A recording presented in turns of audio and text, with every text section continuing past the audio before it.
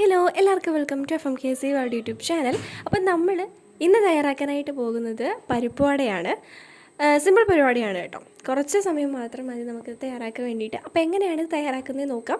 അതിന് വേണ്ടിയിട്ട് നമുക്ക് വീഡിയോയിലോട്ട് പോകും. അതിന് മുന്നേ എന്താ പറയുക, ഞാനിപ്പോൾ വീഡിയോ എടുത്തത് ഞാനല്ല, കാരണം ആരും ഇല്ലായിരുന്നു വീഡിയോ എടുക്കാൻ വേണ്ടിയിട്ട്. ഞാനൊരു സ്ഥലത്തില്ലായിരുന്നു. അപ്പോൾ മിനിയമ്മ തന്നെയാണ് ഇത് ഉണ്ടാക്കിയതും അതുപോലെ വീഡിയോ എടുത്തതും. അപ്പോൾ അതിൻ്റേതായിട്ടുള്ള ചെറിയ പോരായ്മകൾ വീഡിയോയ്ക്ക് ഉണ്ട്. കാരണം ഇടയ്ക്ക് നന്നായിട്ടൊന്ന് വീഡിയോ ഷേക്ക് ആവുന്നുണ്ട്. ഒരു കയ്യിൽ ഫോണും ഒരു കയ്യിൽ ഈ സംഭവം ഉണ്ടാക്കുകയും കൂടെ ആയിരുന്നു. അപ്പോൾ അതുകൊണ്ട് അതിൻ്റേതായിട്ടുള്ള രീതിയിലാണ് വീഡിയോ എടുത്തിട്ടുള്ളത്. സഹകരിക്കണം.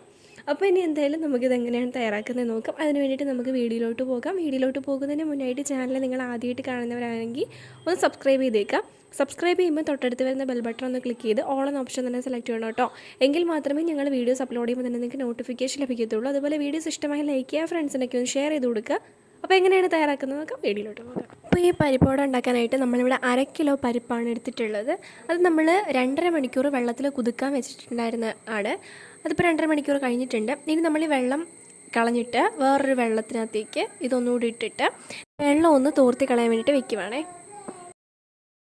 അങ്ങനെ നമ്മുടെ പരിപ്പെല്ലാം വെള്ളം തോർന്ന് റെഡി ആയിട്ടിരിപ്പുണ്ട്. ഇനി നമ്മൾ ഇതിനകത്ത് അരയ്ക്കാൻ വേണ്ടിയിട്ടുള്ള ഇൻഗ്രീഡിയൻസ് എന്തൊക്കെയാണെന്ന് നോക്കാം.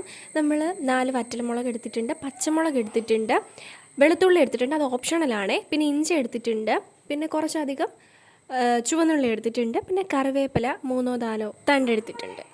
ഇനി ഇതെല്ലാം കൂടെ നമ്മൾ ഒരു മിക്സിയുടെ ജാറിലേക്കിട്ട് അരച്ചെടുക്കാൻ വേണ്ടിയിട്ട് പോകുവാണ്. ഇപ്പോൾ നമ്മളിതിനകത്ത് എടുത്തിട്ടുള്ള ഈ ചുവന്നുള്ളി മുഴുവനായിട്ട് നമ്മളിതിനകത്തേക്ക് ഇട്ട് അരച്ചെടുക്കുന്നില്ല.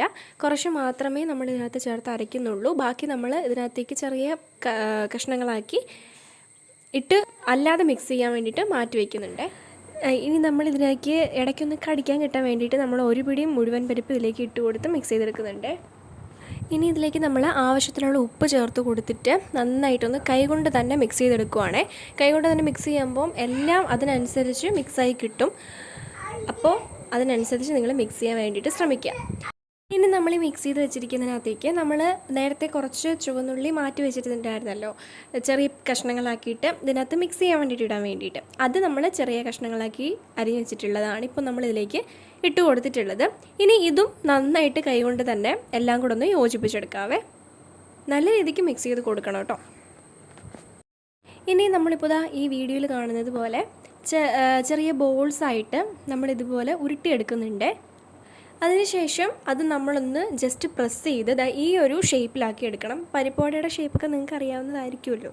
അപ്പോൾ ആ ഒരു രീതിയിൽ ചെയ്തെടുക്കുക. കറക്റ്റ് ഷേപ്പൊന്നും വേണമെന്നില്ല, നമ്മുടെ കഴിവിൻ്റെ പരമാവധി നമ്മൾ അത് ആ ഒരു ഏകദേശം ഷേപ്പിലാക്കി നമ്മൾ എടുക്കണം, അത്രേ ഉള്ളൂ. എന്നിട്ട് നമ്മൾ ഈ ഷേപ്പാക്കി വെച്ചിരിക്കുന്ന എല്ലാം കൂടി ഒരു പാനിലേക്ക് എണ്ണ ഒഴിച്ച് ചൂടായി വരുന്ന സമയത്ത് ഇതെല്ലാം ഇട്ട് കൊടുത്ത് നന്നായിട്ടൊന്ന് വറുത്തെടുക്കാം. ഇത്രയേ ഉള്ളൂ സംഭവം. നിമിഷ നേരം കൊണ്ട് പണി കഴിയും. അപ്പം എല്ലാവരും ട്രൈ ചെയ്ത് നോക്കുക. അപ്പോൾ നമ്മുടെ വട ഇവിടെ റെഡി ആയിട്ടുണ്ട്. പാത്രത്തിലിരിക്കുന്നുണ്ടല്ലേ. സത്യം പറഞ്ഞാൽ കണ്ടിട്ട് തന്നെ വായിക്കൂടെ വെള്ളം വന്നു കേട്ടോ. അടിപൊളിയായിരുന്നു, അടിപൊളി ടേസ്റ്റായിരുന്നു. സംഭവം കിടുക്കനായിട്ടുണ്ട്. അപ്പോൾ എല്ലാവരും ട്രൈ ചെയ്ത് നോക്കുക. എന്നിട്ട് അഭിപ്രായങ്ങളൊക്കെ കമൻറ്റ് ബോക്സിൽ കമൻറ്റ് ചെയ്യുക. അപ്പോൾ അടുത്ത വീഡിയോയിൽ കാണാതിരിക്കും. ടാറ്റാ.